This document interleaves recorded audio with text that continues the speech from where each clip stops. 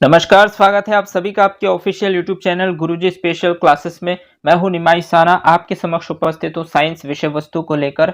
Students, आज की class में हम डिस्कस करने वाले हैं मोशन यानी गति टॉपिक के अंतर्गत और कुछ मोस्ट इंपॉर्टेंट पॉइंट्स के बारे में।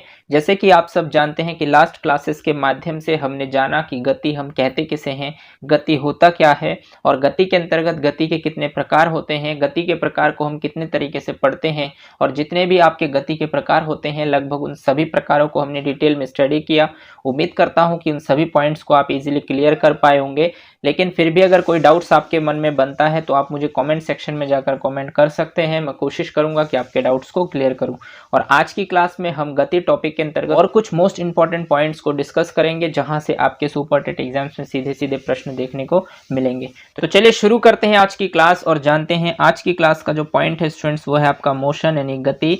तो गति के अंतर्गत हमें कुछ विशेष बिंदुओं को अध्ययन करना होता है। देखिए, गति के अंतर्गत जो मोशन टॉपिक है इसके अंतर्गत हमें कुछ इंपॉर्टेंट या कुछ स्पेशल पॉइंट्स को अध्ययन करना होता है। यानी कि गति के अंतर्गत हमें कुछ विशेष बिंदुओं को, विशेष बिंदु मतलब कुछ मोस्ट इंपॉर्टेंट पॉइंट्स हैं जिनको हमें अध्ययन करना होता है, स्टडी करना होता है। जैसे फॉर एग्जाम्पल के लिए जैसे आपकी दूरी है यानी कि डिस्टेंस है, तो दूरी के बारे में आपको पता होना चाहिए क्योंकि ये मोशन टॉपिक के अंतर्गत आते हैं। इसी तरीके से नेक्स्ट आपका बनता है स्टूडेंट विस्थापन, जिसे हम अंग्रेजी में कहते हैं डिस्प्लेसमेंट। तो डिस्प्लेसमेंट भी बहुत ज़्यादा इंपॉर्टेंट पॉइंट्स है स्टूडेंट्स, क्योंकि ये भी गति के अंतर्गत आते हैं और आपको पता होना चाहिए। इसके बाद नेक्स्ट आता है आपका चाल यानी कि जिसको हम कहते हैं स्पीड, जो बहुत ही ज़्यादा इंपॉर्टेंट है क्योंकि चाल से रिलेटेड आपसे न्यूमेरिकल पूछे जाते हैं। तो चाल के बारे में आपको बेसिक सी चीज़ें पता होनी चाहिए। और इसके बाद आता है स्टूडेंट्स औसत चाल यानी कि एवरेज स्पीड हम जिसको कहते हैं, जो बहुत ही ज़्यादा इंपॉर्टेंट है और 68,500 के एग्जाम में यहाँ से क्वेश्चंस पूछा जा चुका है कि औसत चाल बताइए। तो औसत चाल को भी समझना होगा। औसत चाल आप तभी समझ पाएंगे जब आप चाल को पहले से जानते होंगे। जब आप चाल को जानेंगे, उस पर बेस्ड न्यूमेरिकल कैसे बनते हैं उसको समझेंगे, तो औसत चाल भी आपको क्लियर होगा और उस पर बेस्ड न्यूमेरिकल भी आपको क्लियर होगा और ये भी आपको पता चल जाएगा कि जो न्यूमेरिकल पूछे जाते हैं वो किस टाइप के होते हैं। इसके बाद नेक्स्ट पॉइंट आपका गति के अंतर्गत आता है स्टूडेंट्स पांचवा, जिसे हम कहते हैं वेग यानी वेग, जिसको अंग्रेजी में कहा जाता है वेलोसिटी। तो वेलोसिटी क्या है इसके बारे में भी आपके पास बेसिक नॉलेज होना जरूरी है। इसके बाद इसी तरीके से वेग पर बेस्ड आपका आता है औसत वेग यानी एवरेज वेलोसिटी। ये भी बहुत ज़्यादा इंपॉर्टेंट है क्योंकि वेग क्या होता है और औसत वेग क्या होते हैं, ये किस प्रकार की राशि है, इनके मात्रक क्या होते हैं, इस पर भी बेस्ड आपसे क्वेश्चंस पूछे जाते हैं। और इसके बाद आता है आपका मोस्ट इंपॉर्टेंट पॉइंट जिसे हम कहते हैं त्वरण यानी कि त्वरण बहुत ज़्यादा इंपॉर्टेंट है स्टूडेंट्स। त्वरण, एक तो आपको त्वरण के बारे में बेसिक नॉलेज होना चाहिए। त्वरण किस प्रकार की राशि है, इसके मात्रक क्या है, त्वरण का फॉर्मूला क्या होता है, उस पर बेस्ड न्यूमेरिकल कैसे बनते हैं, ये आपको पता होना चाहिए। और इसके बाद जो सबसे इंपॉर्टेंट है इस चैप्टर का, वो है गति के समीकरण यानी इक्वेशन ऑफ मोशंस। तो बहुत ही ज़्यादा इंपॉर्टेंट है स्टूडेंट्स, मोस्ट इंपॉर्टेंट इसको आप कह लीजिए कि गति के समीकरण। आपको पता है कि गति के 3 समीकरण होते हैं। अब जो तीनों समीकरण हैं डायरेक्टली आपसे फॉर्मूला देकर पूछ लिया जाएगा कि गति का प्रथम समीकरण कौन सा है या गति का द्वितीय समीकरण कौन सा है या फिर तृतीय समीकरण कौन सा है, और इस पर बेस्ड आपसे न्यूमेरिकल भी पूछे जाते हैं। स्टूडेंट्स, अगर स्टैंडर्ड पेपर बनाना होगा एग्जामिनर को तो वो कहीं ना कहीं गति के समीकरण से क्वेश्चन उठा सकता है। हो सकता है वो आपसे न्यूमेरिकल पूछे या हो सकता है डायरेक्टली वो आपसे समीकरण पूछ ले। समीकरण अगर डायरेक्टली पूछता तो नॉर्मल पेपर होगा, और अगर उन्हें अपने पेपर को स्टैंडर्ड बनाना होगा, टफ बनाना होगा, तो उस पर बेस्ड वो न्यूमेरिकल जरूर रखेंगे। तो हम गति के समीकरण को डिटेल में पढ़ेंगे। पहले हम इसके फॉर्मूले को एनालिसिस करेंगे और इस पर बेस्ड न्यूमेरिकल कैसे बनते हैं उन सभी पॉइंट्स को कवर करने की कोशिश करेंगे, ताकि किसी भी तरीके से एग्जाम्स में प्रश्न बने हम प्रश्नों के राइट ऑप्शन तक इजीली पहुंच पाए। इसके बाद नेक्स्ट और लास्ट पॉइंट जो बहुत ही ज़्यादा इंपॉर्टेंट है स्टूडेंट्स गति के समीकरण की तरह, उसका नाम है गति का नियम यानी लॉज ऑफ मोशंस। बहुत ही ज़्यादा इंपॉर्टेंट है ये गति के नियम, क्योंकि आपको पता है कि गति के जो नियम है वो भी 3 टाइप्स के होते हैं, यानी कि 3 प्रकार के गति के नियम हैं जो आपके न्यूटन साहब के द्वारा दिए गए हैं। अब सीधा सीधा आपसे नियम नहीं पूछा जाएगा, नियम पर बेस्ड आपके अनुप्रयोग पूछे जाते हैं। और मोस्टली आपके केवीएस जैसे एग्जाम्स में भी यहाँ से गति के नियम से अनुप्रयोग पर बेस्ड क्वेश्चन पूछे जाते हैं। जैसे कि आप कंबल को झाड़ते हैं तो कंबल को झाड़ने पर जो धूल के कण कंबल से अलग होते हैं, इसमें न्यूटन का कौन सा नियम आता है। तो इस तरीके से क्वेश्चंस आपके व्यावहारिक जीवन से जुड़े हुए होते हैं, जो आपके व्यवहार पर बेस्ड होते हैं और उसका आप अनुप्रयोग जो करते हैं उस पर आपसे क्वेश्चंस पूछा जाता है कि इस पर गति का कौन सा नियम लगता है। या फिर मान लीजिए आपसे बोला जाएगा कि आप बंदूक से गोली चलाते हैं तो इस पर न्यूटन का कौन सा नियम लगता है। तो इस तरीके से आपसे क्वेश्चंस पूछे जाते हैं जो बहुत ही ज़्यादा इंपॉर्टेंट है गति के नियम। ये जो लास्ट के 3 पॉइंट है स्टूडेंट्स, ये बहुत ही ज़्यादा इंपॉर्टेंट है। एक तो है आपका त्वरण और गति के समीकरण और गति के नियम, जो बहुत ही ज़्यादा इंपॉर्टेंट है। ओवरऑल अगर हम देखें तो सभी पॉइंट्स यहाँ पर जो मैंने आपको बताए हैं ये 68,500 में यहाँ से क्वेश्चंस पूछा जा चुका है। तो लगभग इसमें ऐसा नहीं कि कोई भी पॉइंट्स आपके लिए कम इंपॉर्टेंट है। लेकिन अगर मैं चांसेस की बात करूँ तो मेरे हिसाब से ये तीनों पॉइंट बहुत ही ज़्यादा इंपॉर्टेंट है जो एंड के हैं, क्योंकि ऊपर से क्वेश्चन पूछे जा चुके हैं और वनडे कॉम्पिटिटिव एग्जाम्स में गति के समीकरण पर बेस्ड न्यूमेरिकल और गति के नियम पर बेस्ड अनुप्रयोग बहुत ज़्यादा पूछे जाते हैं। तो इसीलिए मोशन चैप्टर जब आपके सिलेबस में है तो मेरे हिसाब से सबसे ज़्यादा इंपॉर्टेंट जो पोर्शन है वो यही है। भले इससे पहले पेपर में क्वेश्चंस नहीं पूछा गया, बट इस बार डेफिनेटली यहाँ से पूछा जा सकता है। और अगर पेपर का लेवल टफ होगा तो डेफिनेटली न्यूमेरिकल जरूर बनेंगे। इसलिए आपको हर तरीके से इन सभी पॉइंट्स को कवर करना है, ताकि इस तरीके से आप कवर करें गति को कि किसी भी तरीके से, चाहे आपसे न्यूमेरिकल पूछे, ईजी पेपर हो, स्टैंडर्ड पेपर हो, किसी भी तरीके से आपसे पेपर में क्वेश्चन पूछे, आप क्वेश्चन के राइट ऑप्शन तक ईजिली पहुंच पाए। स्टूडेंट 10 में से 10 मार्क्स आपके तभी आएंगे जब आप चीज़ों को डिटेल में स्टडी करेंगे। अगर आप ऊपर से करेंगे याद, ऊपर से यदि आप स्टडी करेंगे तो आप कभी भी बटे टू बटे मार्क्स नहीं ला सकते। और आपको पता है सुपर टेट जैसे एग्जाम्स में एक एक मार्क्स कितना ज़्यादा इंपॉर्टेंट है, इसलिए आपको हर एक पॉइंट्स को उतना ही बराबर महत्व देना है और हर एक चीज़ को आपको प्रॉपर नोट्स के साथ रिवीजन भी समय समय पर करना होगा। अगर आप प्रॉपर नोट्स बनाकर रिवाइज नहीं करते हैं तो उसके जिम्मेदार आप होंगे, और अगर आप हर एक कंटेंट के प्रॉपर नोट्स बनाते और उसको समय समय पर रिवाइज करते हैं तो वो आपको रियलाइज हो जाएगा जब मैं साइंस पर बेस्ड टेस्ट सीरीज आपके सामने लेकर आऊँगा पेपर से पहले और मॉक टेस्ट हम सॉल्व करेंगे, तब आपको रियलाइज हो जाएगा कि किस तरीके से आपके क्वेश्चन तैयार हुए हैं और आपका सब्जेक्ट्स में कितना ज़्यादा कमांड है। उम्मीद करता हूं कि आप मेरी बातों को समझ पा रहे हैं और इन सभी पॉइंट्स को आप इजीली क्लियर कर पाए होंगे। तो चलिए आगे बढ़ते हैं और समझते हैं कि गति के अंतर्गत जो पहला पॉइंट आपका है स्टूडेंट्स वो है दूरी यानी कि डिस्टेंस। तो डिस्टेंस किसे कहते हैं, तो देखिए डिस्टेंस किसे कहते हैं इसको समझने के लिए पहला पॉइंट समझते हैं कि किसी गतिमान वस्तु के द्वारा तय किए गए रास्ते की कुल लंबाई को दूरी कहते हैं। देखिए किसी गतिमान वस्तु यानी कि जो वस्तु गतिमान होता है यानी कि गतिशील होता है, जो हमेशा चलता रहता है, उसके द्वारा तय किए गए रास्ते की कुल लंबाई यानी कि उस गतिमान वस्तु के द्वारा वो जितना अपना रास्ता तय करता है उस पूरे रास्ते की जो कुल लंबाई है उस लंबाई को हम दूरी कहते हैं। तो अगर आपसे कभी भी पूछा जाए कि दूरी किसे कहते हैं तो आप बताएंगे कि किसी गतिमान वस्तु के द्वारा तय किए गए रास्ते की कुल लंबाई को हम दूरी कहते हैं।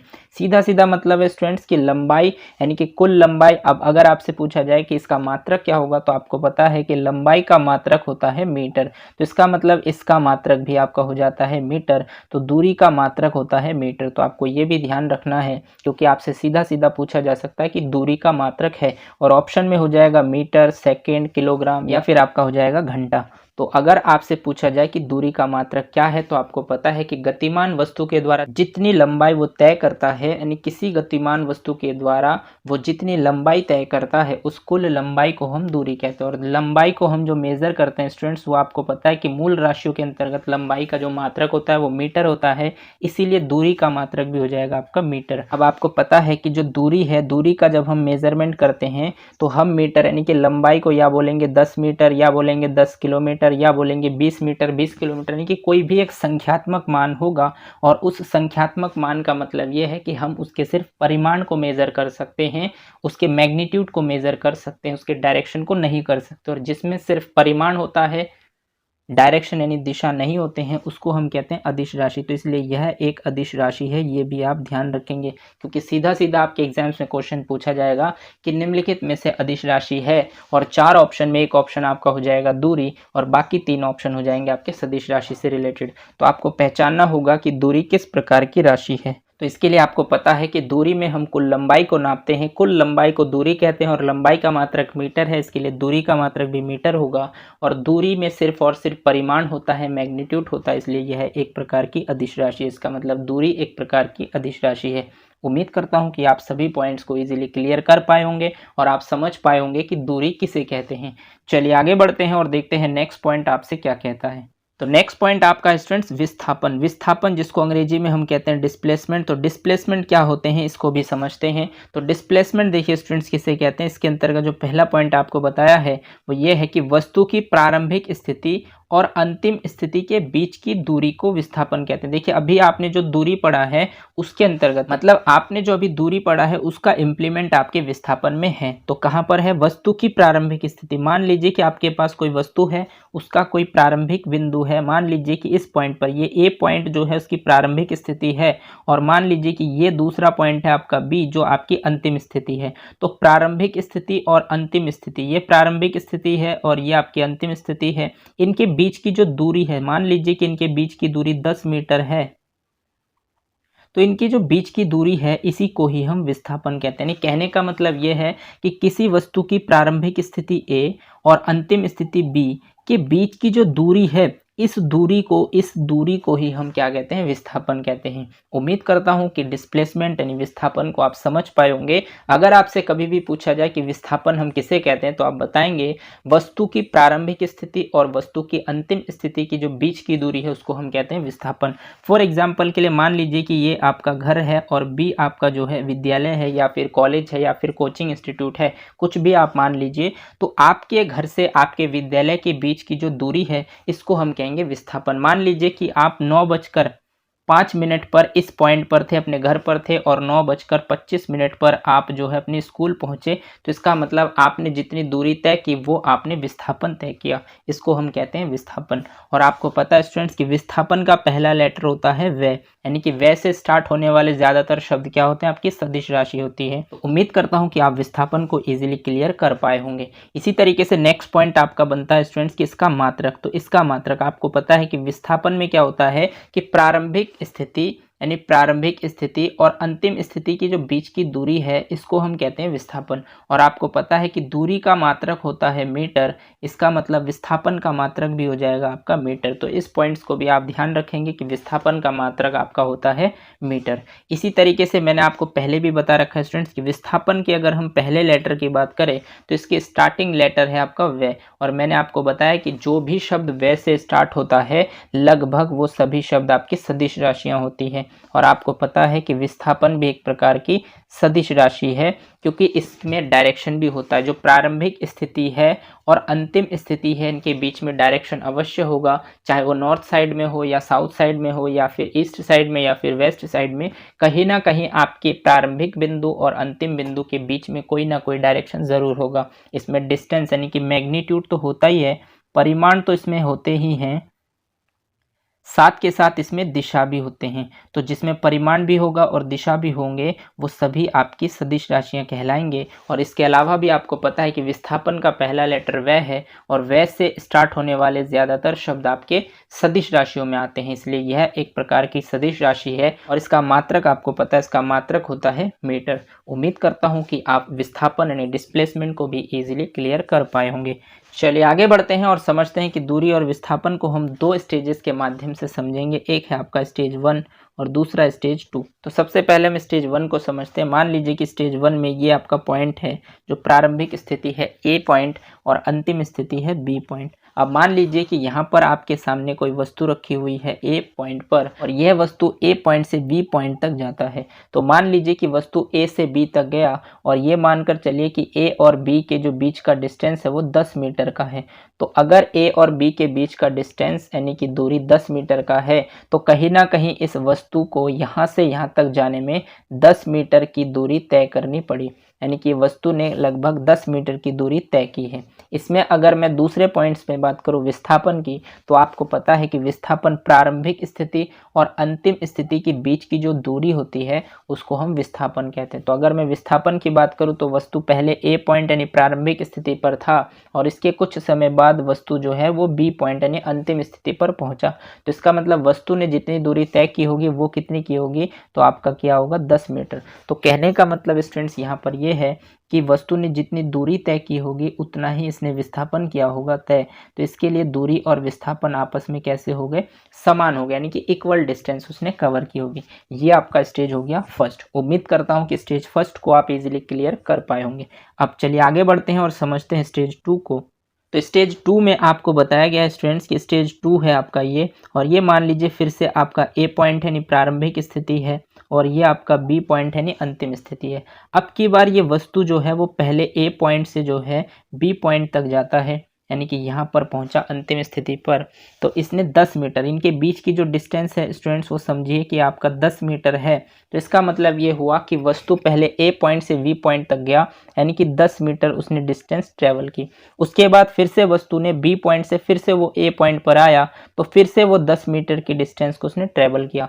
तो अगर हम टोटल डिस्टेंस को कैलकुलेट करें तो दोनों डिस्टेंस को हम ऐड कर देंगे तो हो जाएगा आपका 20 मीटर। यानी कहने का मतलब ये है कि वस्तु ने कितनी दूरी तय की होगी, तो पहले वो ए से बी में गया, 10 मीटर की डिस्टेंस उसने ट्रेवल की। उसके बाद फिर से वो बी से ए में आया, यानी कि फिर से वो 10 मीटर की डिस्टेंस को ट्रेवल किया। इसका मतलब वस्तु की जो टोटल दूरी उसने ट्रेवल की वो है 20 मीटर। लेकिन यहीं पर अगर मैं आपको विस्थापन कैलकुलेट करने के लिए बताऊं तो वस्तु पहले ए पॉइंट पर था, वो पहले ए से गया बी पे और फिर से वो बी पे आया ए पे। यानी कहने का मतलब विस्थापन की अगर मैं बात करूं तो पहले वो ए पॉइंट से बी पॉइंट तक जाता है, फिर बी पॉइंट से वो ए पॉइंट तक आता है। तो इसका मतलब जब आप कैलकुलेट करेंगे विस्थापन को आपने पढ़ा है कि जब कोई वस्तु अपनी प्रारंभिक स्थिति से अंतिम स्थिति तक पहुंचता है तो इनके बीच की दूरी को हम विस्थापन कहते हैं। तो मान लीजिए कि वस्तु की प्रारंभिक स्थिति ए है, ए से गया बी और फिर से वो बी से आया ए, तो इसका मतलब उसकी प्रारंभिक स्थिति भी ए है और अंतिम स्थिति भी ए है।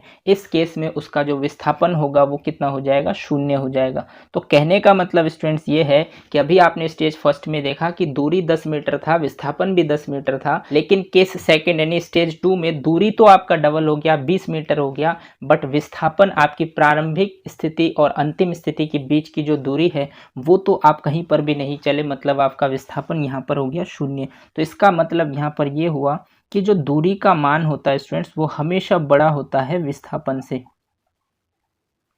तो इस केस में जो दूरी का मान हुआ स्टूडेंट्स वो आपके विस्थापन से ज़्यादा हुआ, और स्टेज फर्स्ट में आपका जो दूरी का मान था वो विस्थापन के इक्वल था। इसका मतलब स्टूडेंट्स की दूरी जो होता है वो हमेशा विस्थापन से या तो बड़ा होगा या फिर इक्वल होगा, यानी कि जो ये ग्रेटर देन और ये जो साइन आप देख रहे हैं इसका मतलब दूरी का मान या तो बड़ा होगा यानी ग्रेटर देन होगा या फिर इक्वल टू होगा। इसका मतलब ये हुआ स्टूडेंट्स की दूरी का मान कभी भी विस्थापन से कम नहीं हो सकता, दूरी हमेशा या तो विस्थापन से ज़्यादा होगा या विस्थापन के इक्वल होगा। तो इसका मतलब विस्थापन का मान कभी भी दूरी से ज्यादा नहीं हो सकता, यानी कि विस्थापन का मान हमेशा दूरी से छोटा होगा या फिर उसके बराबर होगा। तो ये रिलेशन बहुत ज़्यादा इंपॉर्टेंट है स्टूडेंट्स, यहाँ से आपके एग्जाम्स में क्वेश्चन बन सकते हैं कि दूरी और विस्थापन में संबंध बताइए। तो अगर आपसे कभी भी दूरी और विस्थापन में संबंध पूछ लिया जाए तो आप बताएंगे कि दूरी का मान हमेशा विस्थापन से या तो बड़ा होगा या फिर इसके बराबर होगा, कभी भी विस्थापन से छोटा नहीं हो सकता। ये पॉइंट आपके लिए बहुत ज़्यादा इंपॉर्टेंट है, इसके लिए आपको स्टेज 1 और स्टेज 2 को समझना बहुत ज़्यादा ज़रूरी है। यहाँ से आपके एग्जाम्स में क्वेश्चन बन सकते हैं, इसलिए आपको इस पॉइंट्स को बहुत अच्छे से ध्यान रखना होगा। उम्मीद करता हूँ कि आप मेरी बातों को समझ पाएँ और इस पॉइंट्स को समझ पाएँ कि दूरी इज़ ग्रेटर देन और इक्वल टू विस्थापन होता है। चलिए आगे बढ़ते हैं और देखते हैं नेक्स्ट पॉइंट आपसे क्या कहता है। तो नेक्स्ट पॉइंट आपका स्टूडेंट्स चाल, यानी कि जिसको हम अंग्रेजी में कहते हैं स्पीड। तो स्पीड हम किसे कहते हैं इसको समझते हैं। तो इसके अंतर्गत जो पहला पॉइंट आपको बताया गया स्टूडेंट्स वो ये है कि किसी गतिमान वस्तु द्वारा एकांक समय में तय की गई दूरी को चाल कहते हैं। यानी कि किसी गतिमान वस्तु द्वारा, यानी कि कोई वस्तु है जो गतिमान है यानी कि हमेशा गतिशील है, तो उसके द्वारा एकांक समय में, यानी कि समय क्या है, एकांक मतलब एक है, तो उसके द्वारा एकांक समय में जो तय की गई दूरी है, यानी कि जितनी दूरी को आप तय करते हैं उसको ही हम चाल कहते हैं। यानी कहने का मतलब आपको एक फॉर्मूला पता होगा स्टूडेंट्स, आपने बचपन से पढ़ा होगा, चाल बराबर होता है दूरी बटे समय, यानी कि speed equal to distance upon time. ये फॉर्मूला आप बहुत अच्छे से पढ़ कर आए होंगे, आपने बहुत बार पढ़ा होगा। स्पीड इक्वल टू होता है डिस्टेंस अपॉन टाइम। तो अगर मैं टाइम की वैल्यू को 1 कर दूं, यानी कि 1 का मतलब एकांक कर दूं, तो अगर मैं समय को एकांक कर दूं तो आप देख पा रहे होंगे कि स्पीड और डिस्टेंस आपस में इक्वल हो जाएंगे। तो जितना डिस्टेंस होगा उतना ही आपकी स्पीड होगी अगर समय का मान 1 हो जाए तो ये पॉइंट आपको ध्यान रखना है स्टूडेंट्स। यही आपको डेफिनेशन में बताया गया है कि किसी गतिमान वस्तु द्वारा एक एकांक समय में तय की गई दूरी, यानी कि जितनी डिस्टेंस को आप एकांक समय में एक समय में तय करेंगे उसी दूरी को ही आपका चाल कहते हैं। तो ये पॉइंट आपको बहुत अच्छे से ध्यान रखना है। अब ये फॉर्मूला बहुत ज़्यादा इंपॉर्टेंट है स्टूडेंट्स कि चाल बराबर होता है दूरी बटे समय। अगर एग्जाम पेपर आपका नॉर्मल आता है तो आपसे सिंपल क्वेश्चन पूछे जाएंगे कि किसी गतिमान वस्तु द्वारा 100 किलोमीटर की दूरी को 2 घंटे में तय किया जाता है तो उसकी चाल बताइए। तो अगर इस तरीके से क्वेश्चंस बनता है तो बिल्कुल नॉर्मल क्वेश्चन होगा ये कि आपको दूरी दिया है 100 किलोमीटर, तो आप दूरी रखेंगे 100 किलोमीटर और समय आपको दिया है 2 घंटा, तो आप रखेंगे 2 घंटा, 2 से 100 को काटेंगे तो आएगा 50 और 50 हो जाएगा आपका स्पीड, यानी कि 50 किलोमीटर, ये किलोमीटर प्रति घंटा इसका यूनिट हो जाएगा, यानी मात्रक हो जाएगा। तो 50 किलोमीटर प्रति घंटा आपकी चाल हो जाएगी। तो इस तरीके से न्यूमेरिकल आपसे सिंपल अगर आपका पेपर बनता है सुपर टेट में तो सिंपल क्वेश्चन चाल पर बेस्ड पूछा जा सकता है कि चाल बराबर, यदि आपको दूरी बटे समय पता है तो आपको दूरी दिया हुआ होगा और समय दिया हुआ होगा और आपसे उसकी चाल पूछ लेगा। तो ये नॉर्मल पेपर पर आपसे न्यूमेरिकल इस तरीके से भी पूछा जा सकता है, इसलिए आपको इस फॉर्मूले को ध्यान रखना है, चाल बराबर दूरी बटे समय। नेक्स्ट पॉइंट आपसे बताया गया स्टूडेंट्स कि इसके मात्रक, अगर आपसे पूछा जाए कि इसके मात्रक क्या है तो आपको पता है कि दूरी को जो मेजर करते हैं हम मीटर में करते हैं और जो समय को हम मेज़र करते हैं स्टूडेंट्स वो हम करते हैं सेकंड में। तो इसका मतलब इसका जो मात्रक हो जाएगा वो मीटर प्रति सेकंड, यानी कि अपॉन का मतलब मीटर प्रति सेकंड हो जाएगा। तो इसका मात्रक अगर आपसे पूछा जाए तो आपको बताना है मीटर पर सेकंड। तो ये भी आपको ध्यान रखना है कि सीधा सीधा आपसे इसका मात्रक पूछ लिया जाता है कि चाल का मात्रक बताइए, तो चाल का मात्रक हो जाएगा मीटर प्रति सेकेंड। और अगर आपसे पूछा जाए कि चाल की वीमा बताइए तो वीमा आपका हो जाएगा m0 l की पावर 1 t की पावर -1। ये कैसे आता है स्टूडेंट्स ये भी समझते हैं। देखिए जो आप मीटर, यानी कि मीटर में आप किस चीज़ को नापते हैं, आप लेंथ को नापते हैं तो लेंथ का आपका होता है l, ठीक। और सेकंड, सेकंड में आप किसको नापते हैं, आप समय को नापते हैं तो ये होता है आपका t। तो अगर आप इसकी वीमा निकालते हो तो इसका मतलब l की पावर तो हो गया 1 और ये t जब ऊपर जाएगा तो t की पावर हो जाएगा -1। तो इसकी जो वीमा है वो है l की पावर 1 t की पावर -1। लेकिन आपको पता है कि जो हम MKS पद्धति यूज़ करते हैं इसमें द्रव्यमान के लिए m का यूज़ करते हैं और लेंथ के लिए l का यूज़ और समय के लिए t का यूज़। लेकिन अगर हम वीमा देखें चाल की तो चाल की वीमा l की पावर 1 और t की पावर -1, लेकिन m इसमें होता ही नहीं है तो इसलिए m की पावर होता है आपका 0। तो हो सकता है कि आपको एग्जाम में l t -1 दे के रखे या l की पावर 1 t की पावर -1 दिया हुआ हो तो आपको इसके साथ जाना है। और अगर ये नहीं है तो आपको ये दिया होगा कुछ इस तरीके से, क्योंकि इसमें m है नहीं इसलिए m की पावर 0 है, l की पावर 1 है और t की पावर -1 है। तो एग्जाम में आपको इस तरीके से भी दिया हुआ हो सकता है ऑप्शन में और इस तरीके से भी दिया हुआ हो सकता है। आपको बिल्कुल भी घबराना नहीं है, आपको निकालना आना चाहिए। अगर आपको निकालना आता है तो आप इजीली इसकी वीमा को बता सकते हैं। स्टूडेंट्स ये ऐसे पॉइंट्स होते हैं इनको आप कभी भी रट नहीं सकते, मतलब इसकी वीमा को अगर आप रटने जाएंगे तो आप कभी भी जीवन में सही क्वेश्चंस नहीं कर पाएंगे, क्योंकि वीमा को आप कितनी वीमा को रट सकते हैं। तो इसके लिए ज़रूरी है कि कॉन्सेप्ट को समझना, और अगर आपको कॉन्सेप्ट पता है, मतलब अगर आपको फॉर्मूला पता है तो यहीं से आप इसकी मात्रक भी निकाल सकते हैं और आप इसकी वीमा को भी कैलकुलेट कर सकते हैं। अगर आपने मापन और मात्रक टॉपिक को अच्छे से पढ़ा होगा तो उसमें मैंने यूनिट सिस्टम में मैंने आपको MKS, FPS और CGS के बारे में डिटेल में बताया है और ये भी बताया कि वर्तमान समय में हमारे लिए कौन सी पद्धति उपयोगी है और हम भौतिक विज्ञान के अंतर्गत किस पद्धति का प्रयोग करते हैं, वो सभी आपको बता रखा है। तो उसी के आधार पर आप इसके मात्रक और वीमा को कैलकुलेट कर सकते हैं। उम्मीद करता हूं कि आप इसकी वीमा और मात्रक को इजीली क्लियर कर पाए होंगे। चलिए आगे बढ़ते हैं और देखते हैं नेक्स्ट पॉइंट आपसे क्या कहता है। तो नेक्स्ट पॉइंट आपसे कहता है स्टूडेंट्स कि यह एक अदिश राशि है। तो देखिए अदिश राशि इसलिए है क्योंकि जब आप किसी की चाल को मेज़र करते हैं तो कहीं ना कहीं आप उसके संख्यात्मक मान को मेज़र करते हैं। हो सकता है कि आप किसी वस्तु की चाल 50 किलोमीटर प्रति घंटा या 20 किलोमीटर प्रति घंटा, यानी कि आप कोई ना कोई वैल्यू को कैलकुलेट करते हो, यानी कि चाल जो होता है कहीं ना कहीं उसका कोई मान होता है, संख्यात्मक मान। इसका मतलब कहीं ना कहीं चाल क्या है, परिमाण को रिप्रेजेंट करता है, इसमें दिशा का कोई मतलब नहीं होता, और जिसमें दिशा नहीं होती सिर्फ और सिर्फ परिमाण होते हैं वो आपकी अदिश राशि है। और वैसे भी आपको पता है कि चाल के स्टार्टिंग का जो लेटर है वो वैसे स्टार्ट नहीं होता है, या इसके आगे कोणीय नहीं लगा हुआ है, या इसके अंत में कुछ और लगा हुआ नहीं है, इसका मतलब यह एक अदिश राशि है। तो इन सभी पॉइंट्स को उम्मीद करता हूँ कि आप इजीली क्लियर कर पाए होंगे और चाल को समझ पाए होंगे कि चाल कहते किसे हैं, चाल का फॉर्मूला क्या होता है, इसका मात्रक क्या होता है, इसकी वीमा क्या है और यह किस प्रकार की राशि है। उम्मीद करता हूं कि स्पीड को आप बहुत अच्छे से क्लियर कर पाए होंगे। चलिए आगे बढ़ते हैं और देखते हैं नेक्स्ट पॉइंट आपसे क्या कहता है। तो नेक्स्ट पॉइंट आपसे कहता है स्टूडेंट्स औसत चाल यानी एवरेज स्पीड। तो एवरेज स्पीड हम किसे कहते हैं? देखिए एवरेज स्पीड आपसे पूछा जा सकता है और 68,500 में आपके औसत चाल पर बेस्ड न्यूमेरिकल पूछे गए हैं। तो इसके लिए आपको पता होना चाहिए कि औसत चाल हम किसे कहते हैं या एवरेज स्पीड हम किसको कहते हैं। तो एवरेज स्पीड अगर आपसे कभी पूछा जाए तो आपको बताना है कि किसी गतिमान वस्तु द्वारा तय की गई कुल दूरी तथा तय करने में लगे कुल समय के अनुपात को औसत चाल कहते हैं। यानी कि कुल दूरी और तय करने में लगे कुल समय, यानी कि कुल समय का जो अनुपात है, इस अनुपात को हम कहते हैं औसत चाल। इसका सीधा सीधा फॉर्मूला आपको ध्यान रखना है। औसत चाल बराबर होता है चली गई कुल दूरी और बटे में लिया गया कुल समय, यानी कि चली गई कुल दूरी बटे लिया गया कुल समय के अनुपात को हम औसत चाल कहते हैं। तो स्टूडेंट्स ये पॉइंट्स आपको बहुत अच्छे से ध्यान रखना है, क्योंकि सीधा सीधा आपसे पूछा जाएगा कि औसत चाल किसे कहते हैं। तो औसत चाल का मतलब किसी गतिमान वस्तु द्वारा तय की गई कुल दूरी।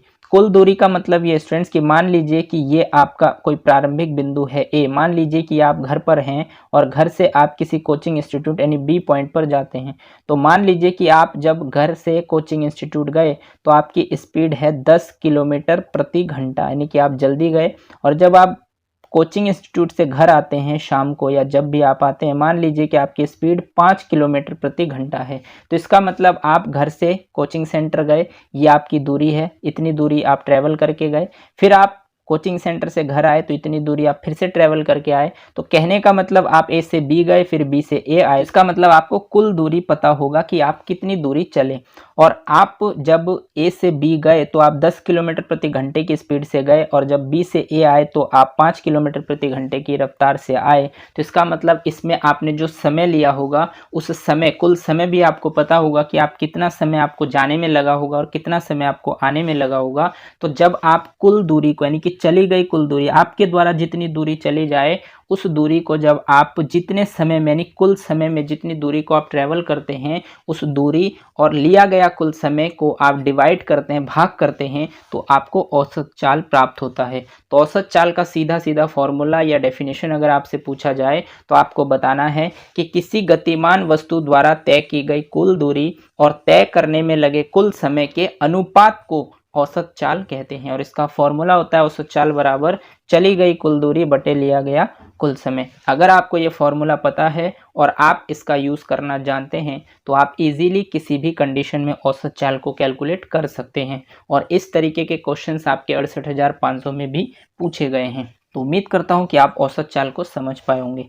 चलिए आगे बढ़ते हैं और देखते हैं नेक्स्ट पॉइंट आपसे क्या कहता है औसत चाल में। तो मान लीजिए कि यदि एक चाल x किलोमीटर प्रति घंटा तथा दूसरी चाल y किलोमीटर प्रति घंटा हो, तब औसत चाल बराबर होता है 2xy अपॉन में x प्लस वाई। स्टूडेंट्स मान लीजिए कि आपके पास दो चाल है, एक चाल आपका है x किलोमीटर प्रति घंटा और दूसरा चाल है y किलोमीटर प्रति घंटा। तो अगर आपके पास कभी दो चाल हो, चाहे आने या जाने कुछ भी हो सकता है। मान लीजिए कि अभी मैंने जो आपको एग्जांपल दिया, x किलोमीटर का मान लीजिए 10 किलोमीटर प्रति घंटा है और y किलोमीटर मान लीजिए 5 किलोमीटर प्रति घंटा है। तो मान लीजिए कि आपके पास दो चाल गिवन है और आपसे पूछा जाए औसत चाल बताओ, यानी एवरेज स्पीड बताओ। तो इसका सीधा फॉर्मूला आप यूज करते हैं 2xy अपॉन में x प्लस वाई, यानी कहने का मतलब 2xy मतलब देखिए 2 गुना x का मान आपको पता है 10 किलोमीटर तो 10 रखेंगे, और y का मान आपको पता है 5 किलोमीटर प्रति घंटा है तो 5 रखेंगे, और बटे में x प्लस वाई मतलब 10 प्लस 5 कर देंगे। तो ये हो जाएगा आप 2 गुना 10 20 और 20 पंजे हो जाएगा आपका 100।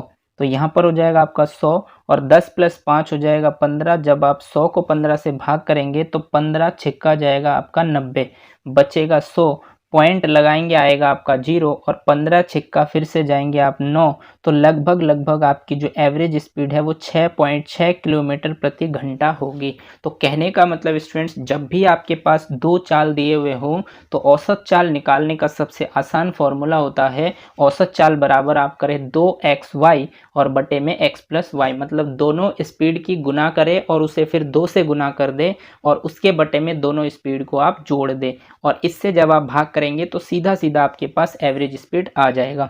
यानी कहने का मतलब ये स्टूडेंट्स कि जब आप घर से स्कूल जाते हैं 10 किलोमीटर प्रति घंटे की रफ्तार से और जब आप स्कूल से घर आते हैं 5 किलोमीटर प्रति घंटे की रफ्तार से, तो अगर आपसे कभी औसत चाल पूछ लिया जाए तो आपका औसत चाल हो जाएगा 6.6 किलोमीटर प्रति घंटा, क्योंकि आप जाने के टाइम 10 किलोमीटर प्रति घंटे की स्पीड से गए और आने के टाइम 5 किलोमीटर प्रति घंटे की स्पीड से आए, तो आपका जो एवरेज स्पीड यानी आने जाने का अगर मैं स्पीड कैलकुलेट करूँ तो वो हो जाएगा आपका 6.6 किलोमीटर प्रति घंटा। तो इस तरीके से आपके एग्जाम्स में क्वेश्चंस पूछे जाते हैं और आपके 68,500 में सीधे सीधे क्वेश्चंस पूछे गए हैं। तो उस क्वेश्चंस पर आगे बढ़ते हैं और समझते हैं कि आपसे क्या क्वेश्चंस 68,500 में पूछा गया था।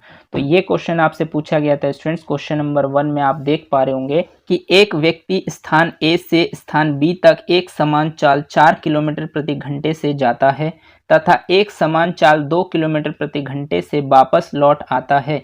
पूरी यात्रा में उसकी औसत चाल कितनी है। सिंपल सा क्वेश्चन पूछा गया है कि एक व्यक्ति है, मान लीजिए कि आप ही हैं और आप एक स्थान ए पर खड़े हैं और आप एक स्थान ए से बी तक जाना चाहते हैं।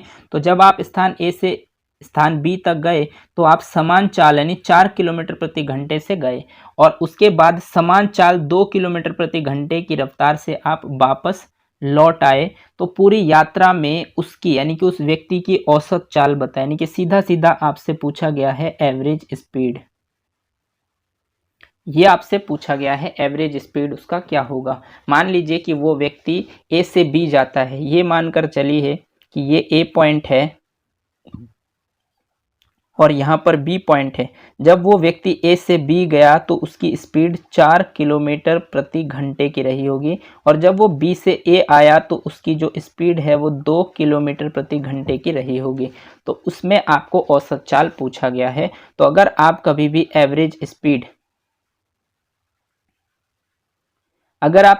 एवरेज स्पीड को कैलकुलेट करते हैं तो मैंने अभी आपको बताया इसका फॉर्मूला होता है 2xy, यानी कि 2x का मान मतलब मान लीजिए कि आप 4 किलोमीटर एक स्पीड हो गया आपका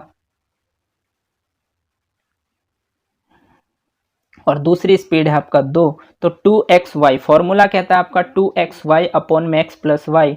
तो 2x की जगह हमने रख दिया 4 और y की जगह हमने रख दिया दूसरी स्पीड 2 और अपॉन में 4 प्लस 2 यानी x प्लस वाई होता है। तो आपको ध्यान रखना है 4 प्लस 2। तो ये आपका एवरेज स्पीड है स्टूडेंट 2xy, यानी कि 2 गुना x की जगह आप रखेंगे 4 और y की जगह आप रखेंगे 2 और बटे में x प्लस वाई करेंगे यानी कि 4 प्लस 2 करेंगे। तो कहने का मतलब आपका आगे सॉल्यूशन होगा 2 चौके 8 और 8 दूनी 16, यानी कि ऊपर हो जाएगा आपका 16 और नीचे हो जाएगा 4 प्लस 2 आपका हो जाएगा 6।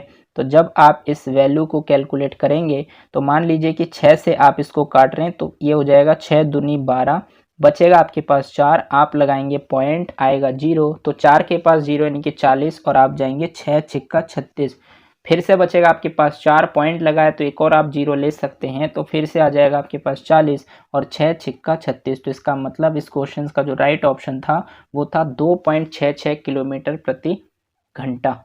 क्योंकि यहाँ पर स्टूडेंट्स आप ध्यान रखेंगे कि ये भी आपके किलोमीटर पर आवर में था और यहाँ पर भी किलोमीटर पर आवर में रहा है, तो इसका मतलब आपकी जो एवरेज स्पीड है वो भी किलोमीटर प्रति घंटे में ही होंगे। तो इसका एवरेज स्पीड हो जाएगा आपका 2.66 किलोमीटर प्रति घंटा। और ये क्वेश्चन स्टूडेंट्स आपके 68,500 में पूछे गए क्वेश्चन है जो आपके गति चैप्टर पर बेस्ड है, यानी कि यहाँ पे आपसे सीधा सीधा उसका औसत चाल पूछ लिया गया है। तो आपको ध्यान रखना है कि औसत चाल किसे कहते हैं, यानी कि चली गई कुल दूरी बटे लिया गया कुल समय के अनुपात को हम औसत चाल कहते हैं। और इसमें अगर आपके पास कोई भी 2 स्पीड दिया हुआ हो और आपसे एवरेज स्पीड पूछ लिया जाए तो आपको फॉर्मूला ध्यान रखना है 2xy अपॉन में x प्लस वाई। अगर आप इस वैल्यू को रखते हैं तो आप बहुत जल्दी आंसर तक पहुँच सकते हैं। अगर आप इसे बेसिक फॉर्मूले से करने जाएंगे, चली गई कुल दूरी कैलकुलेट करेंगे, लिया गया कुल समय लेंगे, तो उसमें थोड़ा सा आपका टाइम ज़्यादा लगेगा, हालांकि उससे भी आपके क्वेश्चन सॉल्व हो जाएंगे। अगर आप इस क्वेश्चन को बेसिक मेथड से कर सकते हैं तो इसे कीजिए और अगर आप नहीं कर सकते तो इस एवरेज स्पीड के फॉर्मूले को ध्यान रखिए। अगर आप फॉर्मूले को ध्यान रखेंगे तो ऐसे प्रश्नों को आप डायरेक्टली ईजिली कर सकते हैं। उम्मीद करता हूँ कि यहाँ तक जितने भी पॉइंट्स मैंने आपके साथ डिस्कस किए उन सभी पॉइंट्स को आप इजीली क्लियर कर पाए होंगे और इस क्वेश्चंस को आप इजीली कर पाए होंगे, इजीली आपको समझ आया होगा कि किस तरीके से 68,500 में क्वेश्चंस पूछा गया था और उसमें जिन बच्चों ने पेपर दिया होगा उन्होंने किस तरीके से इस क्वेश्चंस को सॉल्व किया होगा। स्टूडेंट्स, इस क्वेश्चंस को सॉल्व करने के दो मेथड है। एक आपका बेसिक मेथड है जिसमें आपका फॉर्मूला है चली गई कुल दूरी बटे लिया गया कुल समय। इस फॉर्मूले से भी आप औसत चाल कैलकुलेट कर सकते हैं और जो मैंने नीचे फॉर्मूला बताया है कि जब दो आपके पास स्पीड हो तो उसका औसत चाल निकालने का फॉर्मूला होता है 2xy अपॉन में x प्लस वाई। दोनों ही मेथड से आप क्वेश्चंस के राइट ऑप्शन तक इजीली पहुंच सकते हैं। मैंने बेसिक मेथड आपको इसलिए नहीं बताया क्योंकि ये मेथड थोड़ा सा आपका ब्रॉड हो जाता है और अगर हम जिस फॉर्मूले से सॉल्व किए वो फॉर्मूला बहुत ज़्यादा आसान होता है, आप जल्दी से क्वेश्चंस के राइट ऑप्शन तक पहुंच सकते हैं। अगर आपको फिर भी बेसिक मेथड से करना है तो आप कर सकते हैं और अगर आपको नहीं आता बेसिक मेथड से और आप जानना चाहते हैं तो आप मुझे कॉमेंट सेक्शन में जाकर बताएं कि आपको बेसिक मेथड से इस क्वेश्चन को सॉल्व करवाए जाए, तो मैं इसको नेक्स्ट क्लास में इस क्वेश्चन को बेसिक मेथड से सॉल्व करके बता दूंगा। लेकिन आंसर इस क्वेश्चन का आपका वही आएगा 2.66 किलोमीटर प्रति घंटा, जो कि आपके 68,500 में आया हुआ क्वेश्चन था। तो कहने का मतलब स्टूडेंट्स ये है कि आप कोई भी कॉन्सेप्ट को पढ़े तो उसको पहले समझे, उसके हर एक पहलुओं को पहले आप एनालिसिस करें ताकि किसी भी तरीके से चाहे आपसे न्यूमेरिकल पूछा जाए या अदिश राशि, सदिश राशि या फिर मात्रक या फिर विमा, किसी भी तरीके से आपसे क्वेश्चंस पूछे जाए आप क्वेश्चंस के राइट ऑप्शन तक इजीली पहुंच पाएँ। उम्मीद करता हूं कि यहां तक जितने भी पॉइंट्स मैंने आपके साथ डिस्कस किए उन सभी पॉइंट्स को आप इजीली क्लियर कर पाए होंगे। लेकिन फिर भी अगर कोई डाउट्स आपके मन में बनता है तो आप मुझे कमेंट सेक्शन में जाकर कमेंट कर सकते हैं। मैं कोशिश करूंगा कि आपके डाउट्स को क्लियर करूं। आज के लिए बस इतना ही। अगर आपको ये क्लास अच्छी लगी हो तो इसे लाइक कीजिए, अपने दोस्तों के साथ शेयर कीजिए और अगर आपने चैनल को सब्सक्राइब नहीं किया है तो चैनल को सब्सक्राइब कर लीजिए, बेल आइकन को भी प्रेस कर दीजिए ताकि इसी तरीके के बेनिफिशियल वीडियो जब भी मैं आपके लिए बनाऊं तो आपको टाइम टू टाइम नोटिफिकेशन मिलते रहें। धन्यवाद। जय हिंद।